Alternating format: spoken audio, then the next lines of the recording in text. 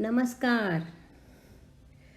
घर आते ही बसवण्णा ने इष्टलिंग पूजा गृह में रखकर स्नान करके आकर हथेली पर इष्टलिंग रखकर पूजा करके अनिमिष नेत्रों से देखते हुए भाव विवल होकर वे गाने लगे। विराट वसुधा असीम नभ से परे है आपकी व्याप्ति, पाताल से भी नीचे है आपके श्री चरण। ब्रह्मांड से ऊंचा है आपका मुकुट, प्रमाणातीत अगम्य अगोचर अप्रतिम लिंग मेरे करतल पर सीमित बनकर आए हैं कुड़ल संगम देव। गंगांबिका नागलांबिका शिवदेव असमय वचन सुनकर पूजा गृह में भागते हुए आए। बसवण्णा की इष्टलिंग की कल्पना इतनी सुंदर रूप में सामने देखकर सभी पुलकित हो गए। बसवण्णा ने सफ़ेद वस्त्र में लिंग बांधकर रुद्राक्ष माला के साथ उसे गले में धारण किया। उनके दिन की शुरुआत और अंत इष्टलिंग पूजा और दृष्टि योग साधना से ही होने लगी। बसवण्णा की शिव साधना देखकर अक्का नागम्मा, गंगांबिका और शिवदेव प्रभावित होकर उन्होंने बसवण्णा से दीक्षा ली, इष्टलिंग धारण किया और रोज सुबह शाम सामूहिक पूजा करने लगे। गंगांबिका संगीतज्ञ थी। वह बसवण्णा के वचनों को संगीतबद्ध करके गाती थी। अक्का नागम्मा और गंगा भी वचन निर्मिति करने लगी थी। गंगा बसवण्णा, अक्का और भावैया के साथ चर्चा वाद विवाद भी करने लगी थी। वह बसवण्णा के प्रगति पर विचारों का पूर्ण समर्थन करती थी।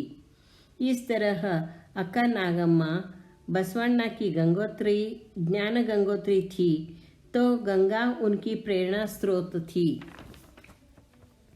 लेखनिक बनने के बाद बसवण्णा रोज शाम को 2 घटिका सब स्तर के लोगों में जाकर प्रवचन प्रबोधन करके घर आते थे। दोपहर के वक्त अक्का और गंगा स्त्रियों को बसवण्णा के नव विचार समझाते थे, उन्हें वचन सिखाते थे। इस तरह बसव परिवार के कदम नव समाज निर्मिति की ओर बढ़ने लगे। धीरे धीरे बसवण्णा, अक्का और गंगा के वचन जनमानस में रचने बसने लगे थे। बसवण्णा ने मूर्तिकार को अनेक इष्टलिंग तैयार करके रखने को कहा। लेखनिक से लेखापति। एक बार राजा बिज्जल और बसवण्णा किसी विषय पर चर्चा करते बैठे थे। तब अर्थमंत्री सिद्धरस, जो बसवण्णा के द्वितीय मामा थे, अर्थ विभाग के प्रमुख अधिकारी कौंडी मंचन्ना और अन्य अधिकारी राज्य का वार्षिक जमा खर्च दिखाने के लिए राजा के पास आए। राजा ने खर्च पढ़ने को कहा। कौंडी मंचन्ना पढ़ रहे थे, तब बसवण्णा नेत्र बंद करके बैठे थे। लेकिन कर्ण पर कैसे नियंत्रण रखेंगे? खर्चा सुनते हुए बसवण्णा की सहज प्रतिक्रिया आ रही थी। राजा तथा अर्थमंत्री ने वह देखा। अंत में राजा ने पूछा, बसवण्णा, हिसाब सुनते वक्त कई बार आपने नकारात्मक सिर हिलाया, वह क्यों? बसवा, महाराज, तीसरे क्रमांक का खर्च आगे 2 बार आया है और 7वें और 12वें क्रमांक का खर्चा भी आगे 2-2 बार आया है। कौंडी मंचन्ना पर वह सीधा आरोप था। वह जोर जोर से हल्ला मचाकर अपने अनुभव ईमानदारी की डींगे हाँकते हुए बसवण्णा को गलत ठहराने लगा।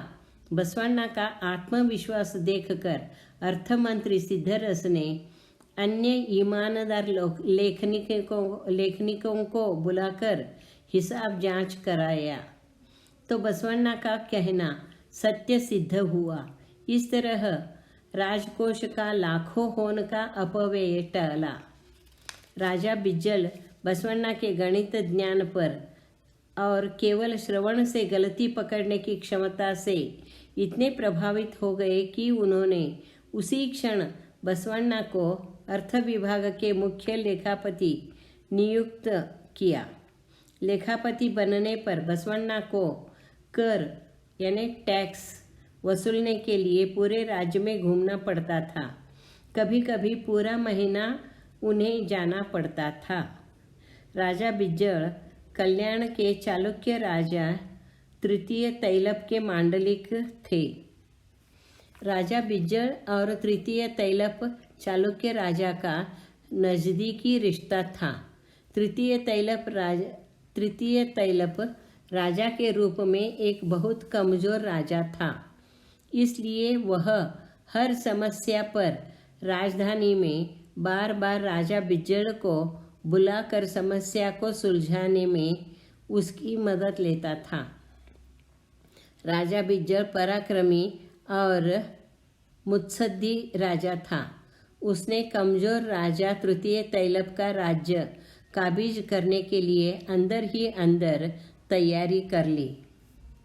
फिर एक बार बसवण्णा 1 महीने के लिए काम के सिलसिले में राजधानी से बाहर गए थे। तब राजा बिज्जल ने राजा तैलप का राज्य उससे छीनकर खुद कल्याण का राजा बनकर कल्याण को ही अपनी राजधानी बनाई। राजा बिज्जल बसवण्णा को डरते थे ऐसी बात नहीं थी, लेकिन अति सज्जन, ध्येयवान, बुद्धिमान तथा अध्यात्मजीवी से सभी डरते हैं, यही सच्चाई है। मंगलवाड़ा आने पर बसवण्णा को सारी घटना मालूम हुई। उन्हें यह सब अच्छा नहीं लगा, लेकिन अपने ध्येय के लिए उन्हें सपरिवार कल्याण जाना पड़ा। स्वर्ण पट और अर्थमंत्री पद। एक बार कल्याण में राजमहल में महापूजा थी। पूजा मंडप के नीचे एक स्वर्ण पट मिला। राजा ने राजसभा में अनेक विद्वानों और मंत्रियों को वह स्वर्ण पट पढ़ने के लिए दिया, लेकिन वह कोई भी नहीं पढ़ सका। अंत में राजा ने वह स्वर्ण पट बसवण्णा को पढ़ने के लिए दिया।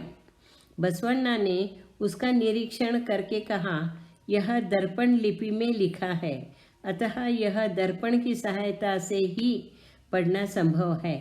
दर्पण मंगवाया गया तो बसवण्णा ने उसे पढ़ा।